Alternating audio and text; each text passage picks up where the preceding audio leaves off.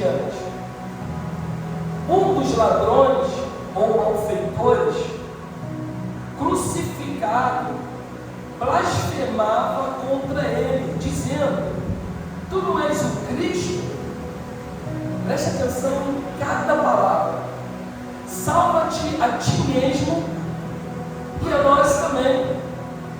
Respondendo-lhe, porém, o outro, eram três crucificados: Jesus, um à sua direita e o outro à sua esquerda. Respondeu-lhe dizendo: nem ao menos temes a Deus, estando sob igual sentença? Ou seja, estava todo mundo no mesmo barco. Ninguém era melhor do que ninguém naquele momento. E aí ele continua chamando a atenção, ele diz assim: nós, na verdade, com justiça, porque recebemos o castigo que os nossos atos merecem. Uau! Mas este nenhum mal fez. E acrescentou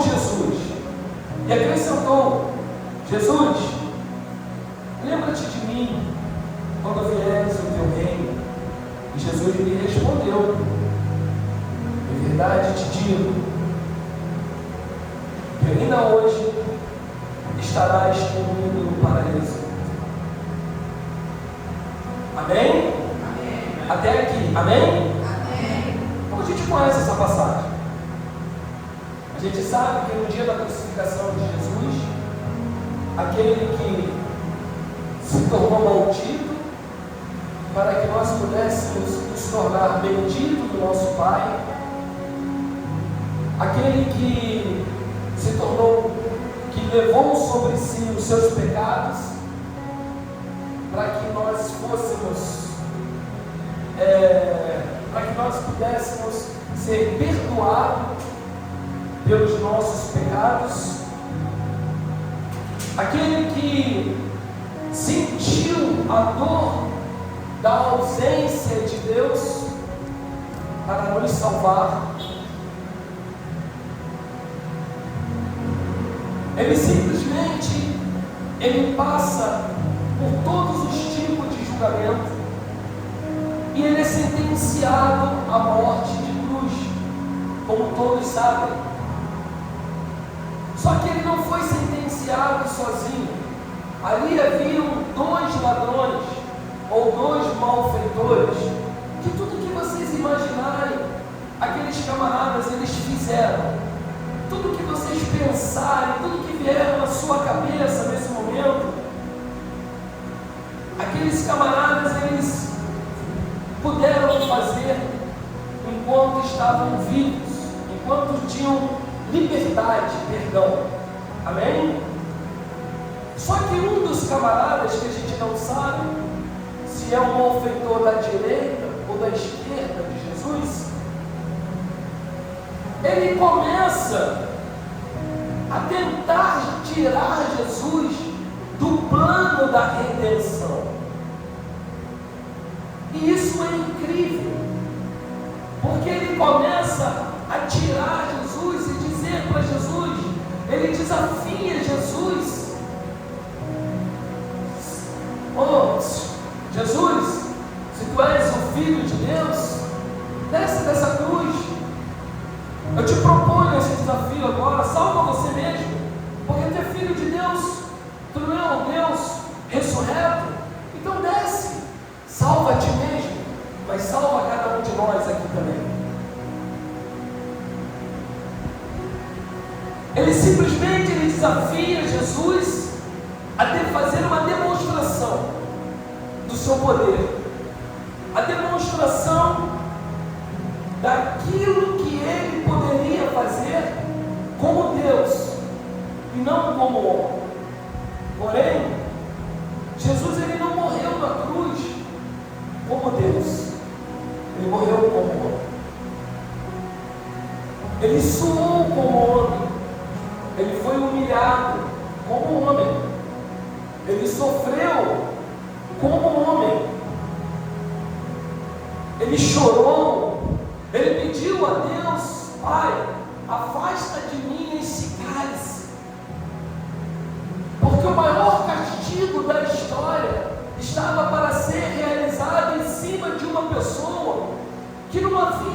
pecado, em cima de uma pessoa perfeita.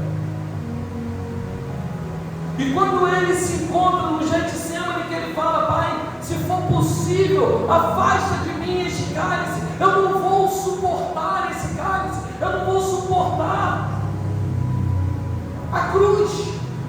Muitos entendem e pensam que Jesus estava com medo, estava em pânico por tudo aquilo que ele ia sofrer. Jesus foi esbofeteado. Jesus foi humilhado. Os soldados bateram com caniço na cabeça de Jesus. Jesus foi chicoteado. Todo tipo de, como é que nós podemos falar, de castigo físico, humano, Jesus sabia que ele ia receber. Ele sabia que ele ia passar por tudo aquilo. A cruz talvez era um dos seus últimos atos. Talvez era um refrigério para Jesus, porque ele não mais iria apanhar. A Bíblia diz que ele recebeu uma coroa de espinhos por zombaria. Vamos coroar o rei dos judeus. Cravos, espinhos de 3 a 4 centímetros, perfurando o seu crânio.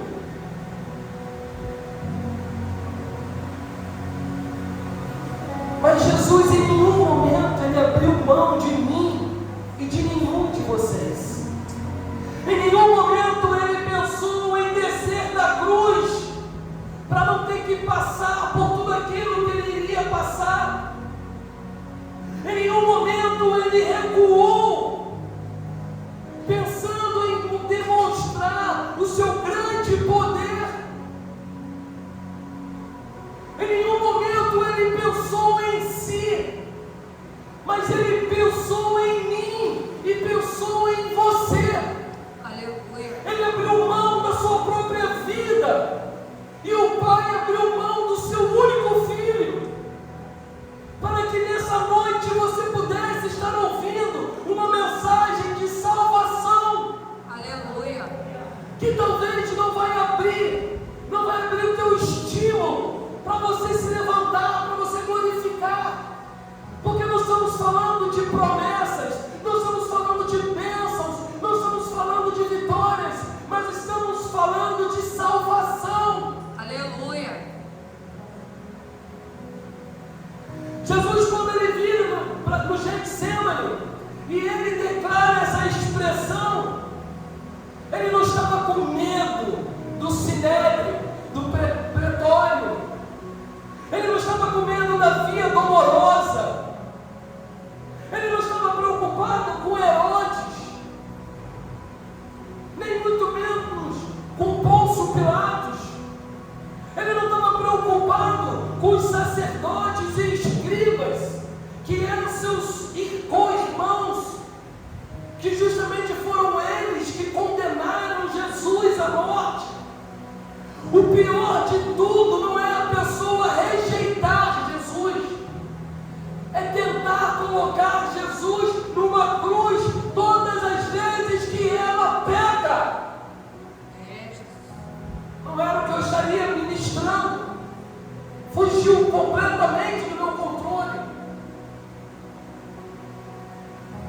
Sabe, quando você peca, é como se você estivesse assistindo a agonia de Jesus, a tristeza. Quando nós pecamos, é como se Jesus estivesse tendo uma hematidose de novo, novamente. É como se ele começasse a suar sangue e suor ao mesmo tempo. E aí pensamos e achamos que ainda temos o direito de ficar emburrados com Deus, porque simplesmente Ele não atendeu o nosso pedido.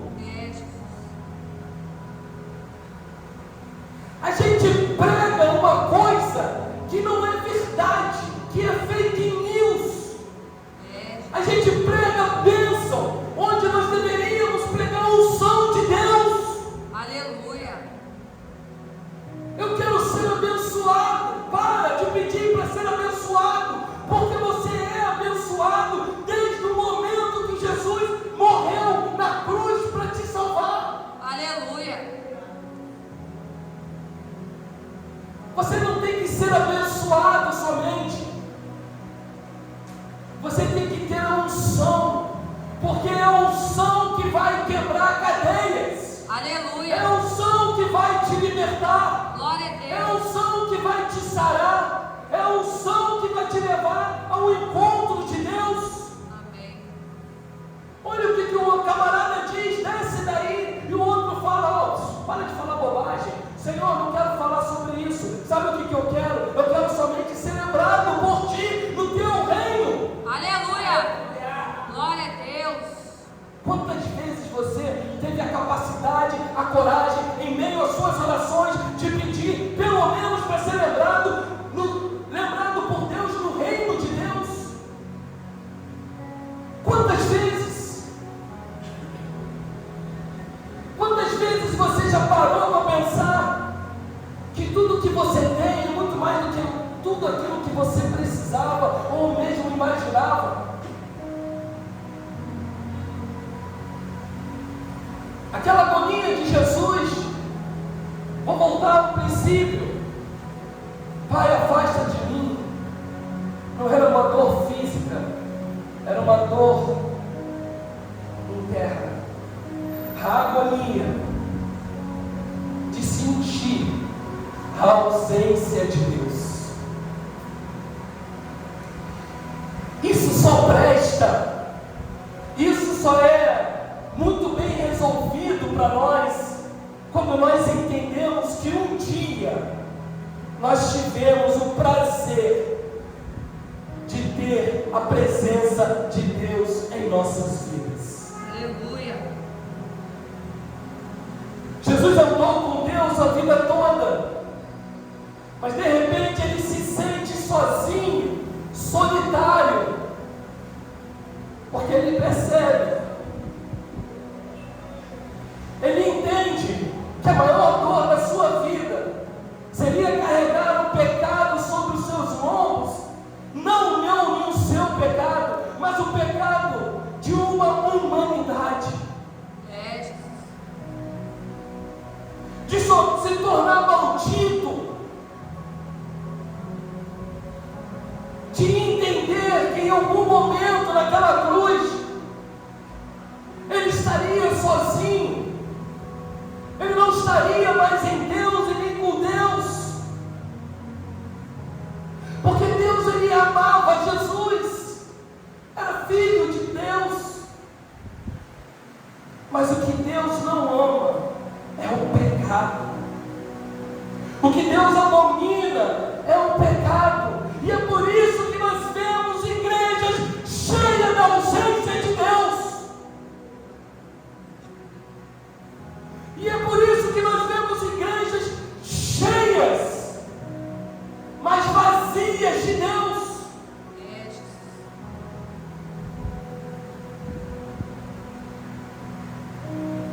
Porque o pecado, ele nos traz a ausência e a justiça de Deus. Deus, quando olhou para Jesus, preste atenção nisso. Tem algo que eu não vou poder falar nessa noite, mas numa outra pregação eu vou dizer. Todo mundo pensa, preste atenção no que eu vou falar. Numa outra pregação eu vou trazer as passagens bíblicas. Todo mundo pensa que a morte de Jesus naquela cruz foi para nos salvar do diabo, mas não foi. Aquela morte foi para nos salvar do juízo de Deus. Jesus não morreu pelo diabo, Jesus morreu para nos salvar do juízo de Deus. Alguém diz amém nessa noite? Amém. Glória a Deus.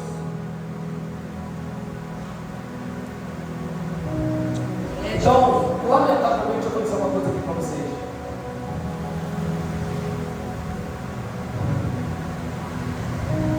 Pare de reclamar. Deixa de ser reclamão. Deixa de ser murmurador. Deixa de reclamar da vida que você tem. Porque se você está nessa vida, foi você que fez a sua escolha. Deus não escolheu escolheu para você passar pelo que você tem passado. Deu para pegar essa aí? É difícil, né? É difícil. Existem algumas expressões aqui fora que falam assim: a pessoa tem aquilo que ela merece. E é uma verdade.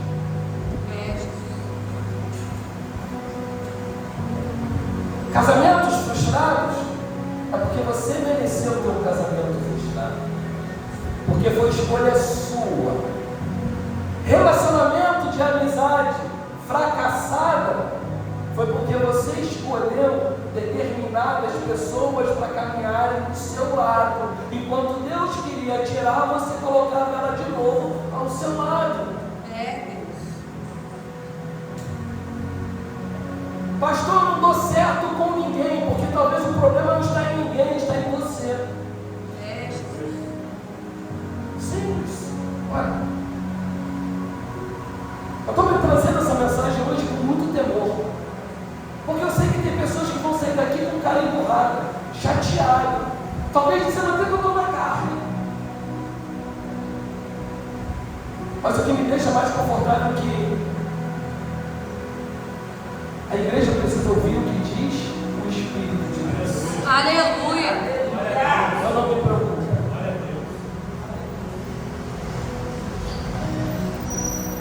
Sabe? As pessoas reclamam de tudo, murmuram de tudo. Tudo que acontece é um motivo de reclamação, é um motivo de murmurinho, é um motivo de chateação.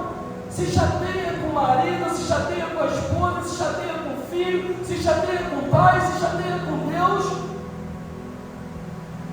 porque foi a pessoa que se colocou naquela posição que ela está. Ninguém levou aquela pessoa para aquela posição.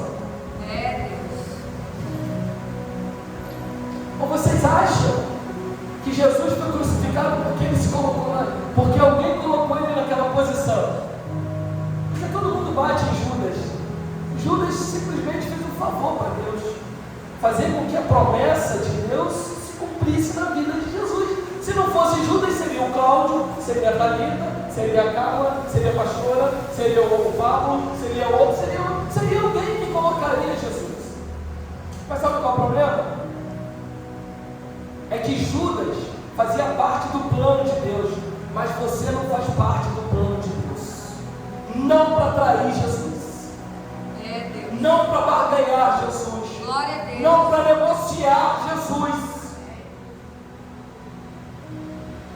O pastor está dizendo isso porque muitas pessoas faltaram o culto? Não, estou dizendo isso por causa do nosso dia a dia, porque não é falta de um culto que nós negociamos, mas é a vida lá fora que nós levamos. Tem uma mensagem que está no forno que Deus está mandando. Quem sou eu quando ninguém está me vendo? Eita, Jesus! Já está no forno aí, Rafa. Já está no forno. É porque às vezes eu falo assim: Senhor, vai. O Senhor fala: não, agora não, segura. E agora, Senhor, vai. O Senhor fala assim: não, segura. Vocês não sabem como é que é difícil estar aqui em cima. É verdade, pastor? Não sabe. Tem coisas que a gente não quer falar e Deus fala assim: quem mandou você se calar? Sou eu que estou mandando você falar, então você fala. Senhor, mas aí o Joãozinho ali vai achar, deixa ele achar que é para ele, porque é para ele. Simples. Glória a Deus. Sabe? Aí eu volto lá em Êxodo novamente. Quando Moisés vai tirar, também está no forno. Quando Moisés vai tirar o povo do Egito, Faraó tenta barganhar com Moisés várias vezes, né? Moisés, leva todo mundo, mas deixa as crianças. Leva todo mundo, mas deixa o gado. Leva todo mundo, mas deixa a esposa. Não a esposa de Moisés que não estava lá. Leva todo mundo, mas deixa um pouquinho do que vocês ganharam. Leva todo mundo, mas deixa a comida. E Moisés se colocou firme na sua posição e disse: ou vai todo mundo ou ninguém sai. Deus. Sabe o que falta para o povo de Deus? A gente falou isso ontem, de novo, e estamos falando, é posicionamento. Está faltando posicionamento. Vira a tua Bíblia aí. Dai, por favor, mostra aqui para mim. Levanta assim a Bíblia. Olha que Bíblia linda. Linda a Bíblia, né? Nossa, na minha naquele instante ela vai ser uma ótima peça decorativa, porque as Bíblias hoje em dia só servem para decorar estante. Estou errado, meu presbítero? Pode falar. Então abre o Salmo 91, achando que aquilo ali vai espantar tudo. Ou então quando o bicho pega, pastor, eu orei o Salmo 91, e aí? O Salmo vai te livrar de alguma coisa? É, Deus. Será que ele vai te salvar de alguma coisa?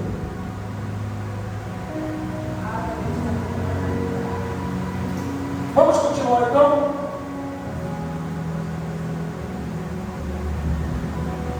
A Bíblia diz que o ladrão da cruz virou para Jesus e falou: desce. Qual foi a resposta de Jesus para o ladrão da cruz? Qual foi a resposta? O que ele falou? Se sou eu que estou crucificado, eu viro na cruz e dou um soco na cara dele assim, para ele nunca mais falar aquilo para mim. Mas era Jesus.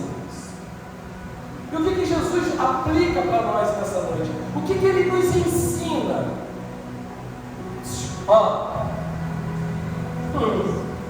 Sabe por quê? Porque Jesus não perde tempo com bobagem. Jesus não perde tempo para aquele que não quer permanecer na cruz, que quer descer da cruz. Você pode dar uma salva de palmas para Jesus? Existem pessoas que vão ficar do seu lado, na mesma condição que você, tentando te tirar do foco. Existem pessoas que vão estar ali do teu lado, caminhando do lado, no mesmo propósito, no mesmo interesse, mas vão estar buzinando, falando bobagens, sabe, bobalhões espirituais, falando na tua cabeça para te tirar do foco. E qual é o nosso foco? Não é o ouro nem a prata, mas é o reino. É o céu. Sabe, Jesus ele nos ensina o seguinte: quando falarem no seu ouvido, quando começarem a falar, a Bíblia diz o quê? Que as más conversações, ela o quê? Corrompe os maus costumes. Sabe o que é mais engraçado nessa passagem? A Bíblia podia botar assim: as más conversações corrompem, mas as boas conversações constroem um futuro. Opa, pega essa aí que essa foi bonita, hein? As boas conversações constroem um ótimo futuro. Não é verdade? Mas a Bíblia fala só das más conversações. Sabe por quê? Porque ali o escritor está dizendo o seguinte: irmãos, não vão ser pessoas boas que vão parar do seu lado, não, que vão te edificar, não. São pessoas que vão ficar de blá blá blá blá blá blá blá blá para poder te tirar do foco. É, Deus. E aí vai ser aonde você vai se corromper. E eu vou te falar, é devagarzinho, é lento, a palavra vai entrando, devagarzinho, sabe? Aquele camarada, a Bíblia diz que ele falou assim: desce da cruz, salva você e a nós. Mas ali deve ter havido um diálogo maior. Jesus, eu estou com dor. Você não é um filho de Deus? Faz um negócio aí pra gente aí, desce da cruz. Sabe o que Jesus nos ensina na cruz? Que quando não é importante, quando ouvimos coisas que não são importantes, o melhor a se fazer é se calar. Não é importante, não tem importância. Ei, está sabendo? Mas tu não vai falar nada. Se cai. Fecha tua boca. Fecha tua boca. Amém? E o interessante é que durante toda a caminhada de Jesus, ele foi induzido a negociar.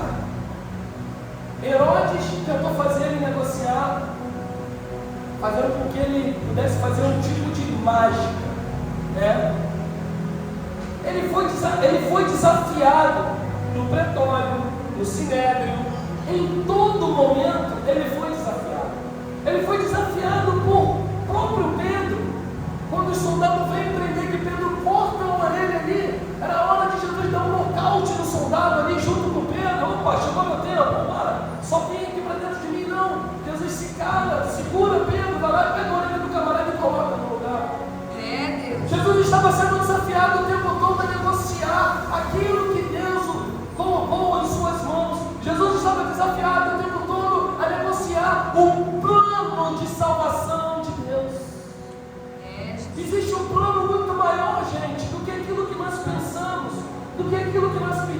imaginamos.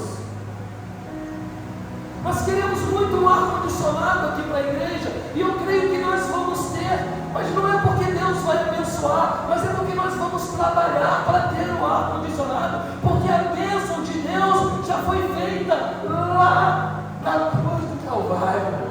Aleluia, glória a Deus. É simples assim. Sabe uma outra coisa que eu aprendi com essa passagem? Que a intenção do condenado é tentar arrastar mais um com ele, condenar ele junto com ele. Deu para entender? Amém. A intenção do cara que está perdido é levar o outro à perdição. A intenção do fofoqueiro é levar você a fazer fofoca. A intenção do murmurador é levar você a murmurar junto com ele. Deus. A intenção do blasfemador é te levar de uma certa forma, é mover você a murmurar, a blasfemar junto com ele. E sabe o que eu percebo? Que é uma verdade. Pessoas são movidas por aquilo que as outras pessoas se movem. Vocês acham que sim ou não? Sim. Mas é uma verdade. Infelizmente, é uma verdade. A gente vive isso dentro do ministério. Você quer ver uma coisa? Há um tempo atrás, a gente fez um mantenedor. Vou dar um exemplo. E aí todo mundo, pastor, conta comigo, todo mundo, a igreja toda, do menor ao pior, ao maior, era mantenedor. Era mantenedor. Então, o povo estava se movendo, concorda? E aí, de repente, um parou de ser. Olha só, aquele primeiro que parou de ser, se não foi por falta de condição financeira que a gente entende, é óbvio, ele já começou a fazer com que os outros se movimentassem a favor dele. Influenciar. E aí o segundo já começou a deixar de fazer, porque já percebeu que o primeiro parou de fazer. E aí o terceiro já pensou assim, se fulano não faz, se ciclano não faz, por que eu vou ter que fazer? E aí o quarto entendeu da mesma forma. Sabe? Se fulano não faz, ciclano não faz, Beltrano não faz, eu, Joaquim, também não vou fazer. Por que só eu vou fazer? Não é assim? Por que só eu vou passar um pano na igreja se os demais não fazem? Por que só eu vou levar água para o pastor se os demais não fazem? Por que só eu tenho que fazer um bolo no aniversariante do mês se no dia do meu aniversário ninguém faz? Olha aí. Olha quanta bobagem isso. As pessoas é o quê? É se movendo de acordo com o movimento de outras pessoas. E o movimento daquelas outras pessoas é justamente uma estratégia para fazer você fracassar junto com ela. Para fazer você sair da sua posição. Para fazer você pensar que você não é mais capaz, que o ministério não será capaz. Eu digo isso em toda a nossa vida. Toda a nossa vida. O pastor chamou fulano de tal para pregar. Ele não foi, por que eu tenho que ir? O fulano não fez, por que eu tenho que fazer? E assim a gente vai se movimentando de uma forma errônea. A gente vai errando dessa forma. Só que Jesus, ele tinha tudo isso muito bem definido dentro dele. E é isso que ele quer nos ensinar. Jesus tinha de tudo para descer daquela cruz e fazer aquilo que o malfeitor queria que ele fizesse. Mas o coração dele já está definido. Eu vim para morrer por um propósito. E o meu propósito é a redenção Pai. E eu não vou negociar. Sabe? Jesus, ele não faria algo se fosse tanta bobagem. É isso que a gente não compreende. Sabe? Porque assim, os invejosos, eles vão querer descer da cruz, mas eles vão querer fazer você descer da cruz junto com eles. Compreende o que eu estou falando? Os condenados, quando eu digo condenado de uma maneira pejorativa, né? Que estão condenados à morte ali, pela palavra de Deus, pelo pecado, para vocês entenderem, não estou xingando ninguém, mas eu estou falando isso. O condenado, ele vai tentar, ele vai querer descer da cruz, porque o maior intuito dele é te tirar da cruz. Olha o que o ladrão diz para Jesus: desce da cruz você e me desce da cruz. Ele induz Jesus a descer primeiro, para depois descer ele. E é isso que os invejosos, os fofoqueiros, os condenados, os frustrados, os fracassados querem de mim e querem de vocês. É que vocês abandonem, para que ele não fique só. É que vocês saiam dos seus postos, para que eles não fiquem só. E o que Jesus quer para nós? Que nós tenhamos muito bem definido nos nossos corações que tudo que nós passamos, que tudo que nós vivemos, não é por um acaso, é porque existe um plano muito maior do que qualquer outra coisa que está ao nosso redor. Aleluia. Eu faço parte do plano de Deus. Aleluia. Vocês fazem parte do plano de Deus. E ninguém irá frustrar os planos de Deus. Aleluia, glória a Deus. Estamos terminando, tá, pessoal?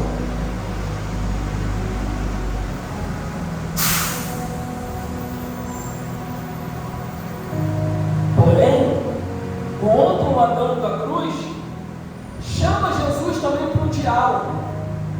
E ele fala assim: Jesus, olha que lindo isso. O primeiro ladrão vira para Jesus, para deixar bem definido.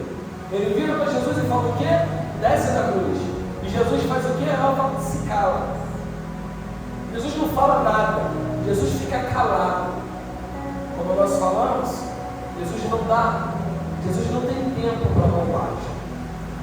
Ele não tem tempo. Só que o segundo ladrão fala assim para ele: Senhor, Jesus, lembra-te de mim quando vieres o teu reino. Jesus na hora, para tudo. Para tudo. Espera aí, vamos dialogar. Alguma coisa chamou a atenção daquele homem. E sabe o que chamou a atenção de Jesus? Jesus não gasta o seu tempo com quem quer descer da cruz. Por isso que talvez a sua vida ainda não mudou. Jesus gasta o seu tempo com aquele que quer entrar no reino de Deus. Aleluia! Não foi isso que ele fez? Ele ficou calado quando ouviu bobagem. Mas quando o outro ladrão falou assim: Senhor, eu sou o culpado, eu fiz todo o mal. Cara, fica calado, para de falar bobagem, deixa de ser bobalhão, rapaz. Nós estamos nessa situação porque nós merecemos, mas esse homem que está nessa cruz, ele não merece estar nessa situação. Senhor, por favor, lembra-te de mim quando vieres o teu reino, quando você entrar no paraíso. Na mesma hora chama a atenção de Jesus. Jesus, opa, para. Eu vou parar tudo que eu estou fazendo, eu vou parar com essa dor. Os três estavam no mesmo nível de dor. Vou parar tudo, peraí. Peraí, um quis tirar minha atenção e queria que eu descesse da cruz junto com ele. O outro pensou diferente. Para que eu vou gastar o meu tempo com quem quer descer da cruz, quando eu posso gastar o meu tempo para aquele que quer entrar no reino de Deus?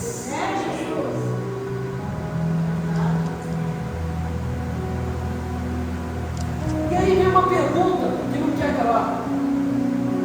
Jesus, afinal, ele morre por quê? Naquela cruz ali. Por qual dos dois Jesus ele morre? Por qual dos dois ladrões ele morre naquela cruz? Alguém sabe me responder aqui nessa noite? Oi? Ele morre pelos dois. Ele ama os dois. Ele quer salvar os dois. Mas ele só derrama sua água para aqueles que realmente têm sede. Aleluia! Ele só derrama a sua água para quem realmente está querendo beber a sua água. Ele só vai se importar com aquele que realmente se importa com o reino. Uau! Isso é lindo demais. Olha aqui que João 4,14 diz: aquele, porém, que beber da água que eu lhe der, nunca mais terá sede. Preste atenção, gente. Jesus não vai te dar água se você não quiser. Ele veio para te amar e para te salvar. Ponto final. Se você quer alguma coisa além disso, é você que tem que ir até Jesus e não terceirizar a sua ida até Jesus. E ele diz assim: pelo contrário, a água que eu lhe der será nele uma fonte a jorrar para a vida eterna. Aleluia! Isso é lindo demais. Sabe o que ele quer dizer aqui? Que ele não desperdiça o seu tempo. E o seu tempo é a água que jorra dos céus. Ele não vai desperdiçar a sua água com você ou comigo se eu não quero beber dela. E aí tem um outro detalhe.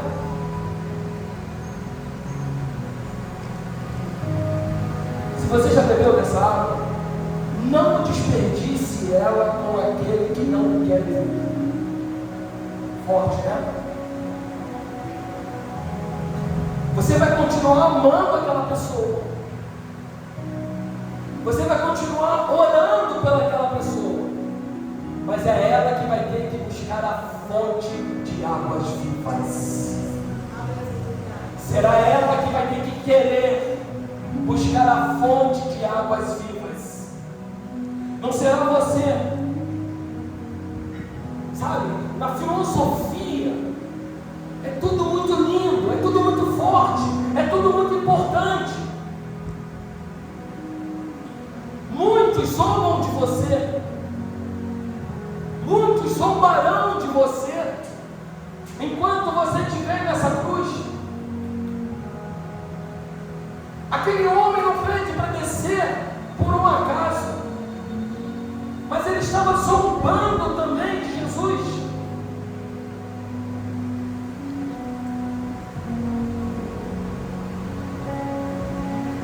Porém,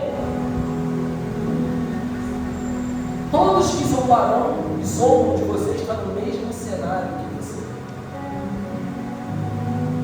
Na filosofia, tudo é muito lindo.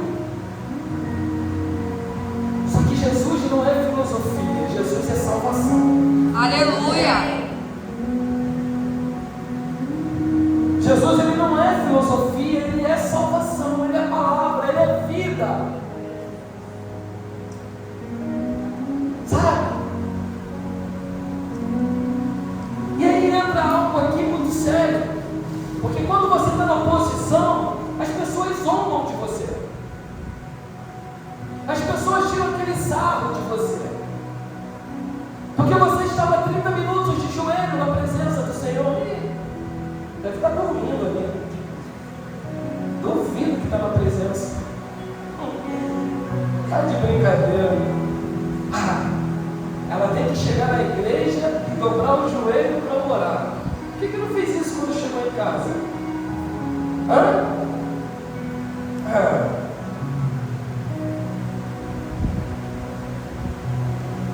Sabe o que essa palavra nos ensina? Que Jesus ele foi tentado a aparecer. A se aparecer.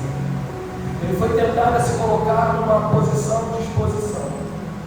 E ele nos ensina justamente o contrário. Que quando você for tentado a se colocar numa posição de exposição, é o momento de você se esconder. E quando você for colocado numa posição de se esconder, é no momento de você aparecer. Aleluia. Jesus se esconde quando o ladrão desafia ele. E ele aparece quando o outro reconhece que é pecador. Aleluia. Deu para você entender? Deu para você pegar essa visão? Ele se esconde, ele se cala. Quando alguém tenta, quando o ladrão tenta zombar dele, ele fica caladinho. Ele não se aparece, ele não se expõe, ele fica na dele. Mas quando o outro reconhece o seu erro, ele aparece. Sabe o que é isso? Nós precisamos aprender, nós precisamos controlar mais as nossas emoções. Aleluia. Porque a emoção, ela não vai dominar a sua vida, mas a palavra de Deus vai fazer com que você permaneça de pé. Aleluia. A emoção não vai ter poder, ela não pode ter poder sobre a tua vida. E como diz aí o pessoal do mundo, hoje em dia, diz que fulano de tal é muito emocional. Não é isso? Emocional, mano? Emocionado. Emocionado. Presta atenção. Isso é muito sério. O Evangelho, ele não pode ter medo de ofender as pessoas. Olha aqui, o outro ladrão diz assim, porém o outro repreendeu dizendo. Lembra que ele diz isso, o outro ladrão? Por quê? Porque muitos, para ser curados, precisarão ser humilhados, precisarão ser tocados na sua ferida, precisarão ser tocados no seu orgulho. Enquanto você não tocar no orgulho do seu camarada, ele vai permanecer doente. Então, no Evangelho, nós não podemos ter medo de ofender as pessoas.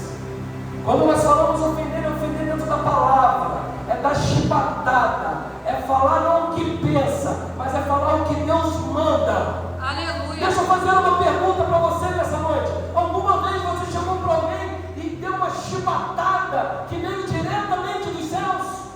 Aleluia. Talvez nunca, porque você teve medo de retaliação. Mas quando é para você se calar, você fala bobagem. Você fala mal da vida do irmão, você fala mal da vida do seu vizinho, você fala mal da vida de quem não deveria falar, você reclama, você murmura, você até xinga a pessoa. Mas quando Deus manda você falar, você se cala. Porque você tem medo de ofender, porque você tem medo de tocar no orgulho daquela pessoa. A gente precisa entender que o cristianismo do Cristo, ele confronta o ser humano e não conforta o ser humano. Aleluia. A palavra de Deus nos conforta, o cristianismo nos confronta. E as pessoas têm o costume de permanecer no conforto. Sabe por quê? Porque não está vivendo o cristianismo do Cristo, não está vivendo o cristianismo da cruz.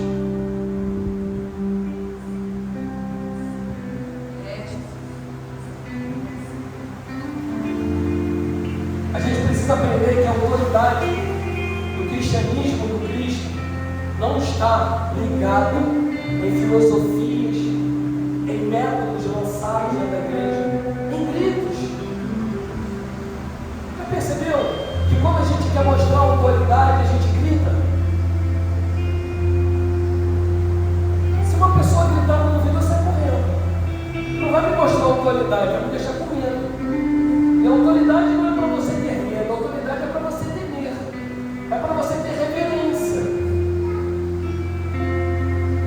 Sabe quando você pega o teu filho, que você vai chamar a atenção do seu filho, ao invés de você mostrar a sua autoridade conversando com ele e mostrando, fazendo ele entender que você é a mãe e você é o pai dele, que ele precisa te obedecer, porque a palavra nos ensina a obedecer os pais. Aí o que a gente faz? A gente grita com a criança, a gente berra no ouvido da criança se tremer toda, porque a gente quer mostrar a autoridade. Na igreja é a mesma coisa. Quanto maior o grito, maior é a autoridade.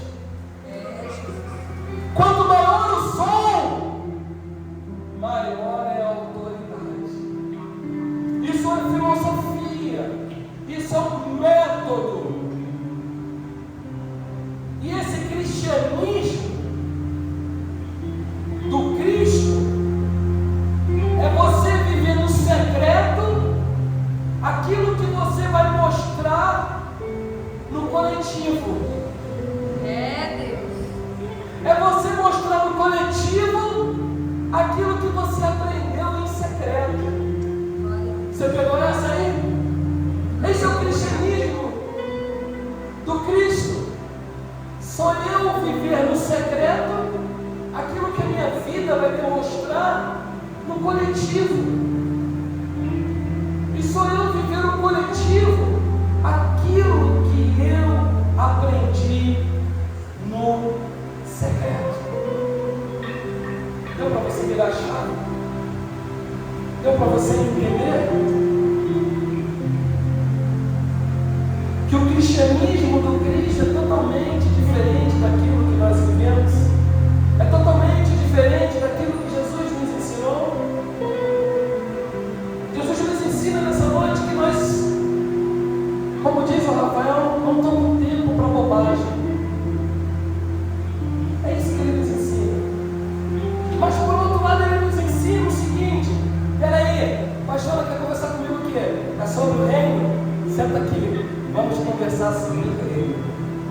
Porque eu vou te dar toda a atenção.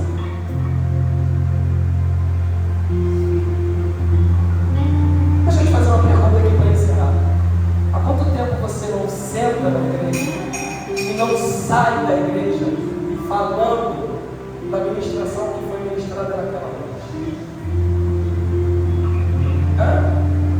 Há quanto tempo que o pregador ele prega para você, ele prega a mensagem de Deus, e você sai da mesma maneira que você entrou? Ou sai pior, murmurando, reclamando? Há quantos anos? Há quanto tempo? Quem é crente raiz, como eu, como a pastora, eu não sei a Carla, quantos anos eu tenho, que sentava e tinha prazer de comentar aquilo que foi ministrado na noite anterior.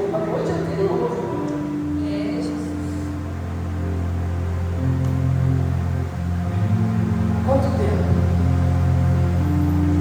Há quanto tempo que você não vive o secreto de Deus?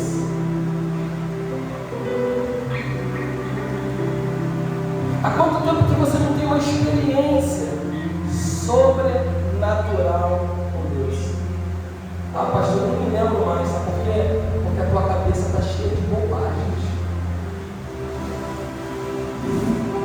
A tua cabeça está muito ocupada, que não dá para dar espaço para Deus trabalhar.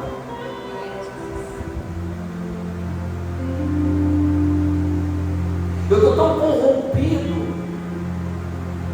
que eu sinto vontade não só de descer da cruz, pastor, mas eu sinto vontade de descer e sair correndo dessa cruz, porque eu não suporto mais a cruz. Mas a gente suporta, né, Carlinhos? Apanhar bastante no mundo, né? Ser maltratado pelo mundo. A gente suporta. A gente só não suporta permanecer ao lado de Jesus na cruz e falar para Ele: Senhor, eu pequei. Eu sou o culpado. Se tem alguém aqui que merece estar nesse lugar, sou eu, Senhor.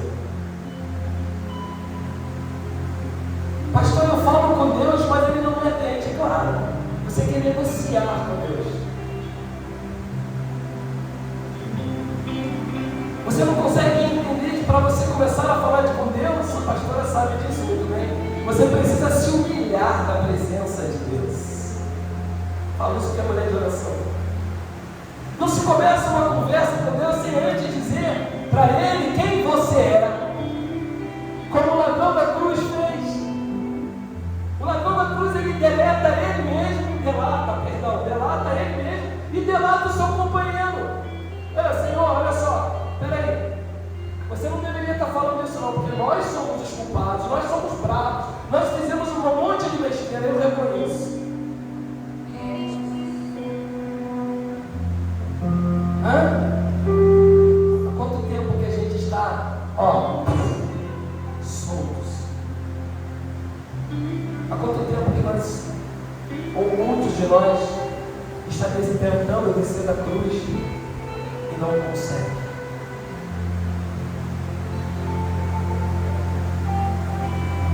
As pessoas perdem tempo porque não conseguem discernir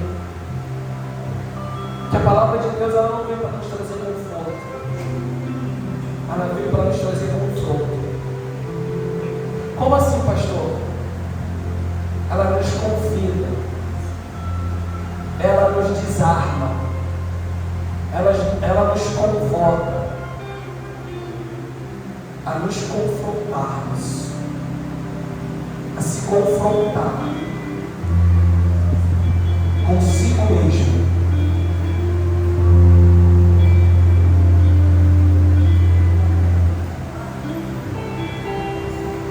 É tempo, gente, para finalizar, é tempo de pararmos, de perder um pouco de tempo com bobagens. Eu já falei isso várias vezes e muito me preocupa, porque a igreja de Jesus, ela se afastou do seu dono. E é tempo de fazer um movimento de volta e voltar para o seu dono. Estamos tão presos, secularmente falando, que hoje o povo não consegue, não tem condições de discernir a Santa Ceia, de entender que a Santa Ceia é o principal dos eventos, é o maior dos eventos.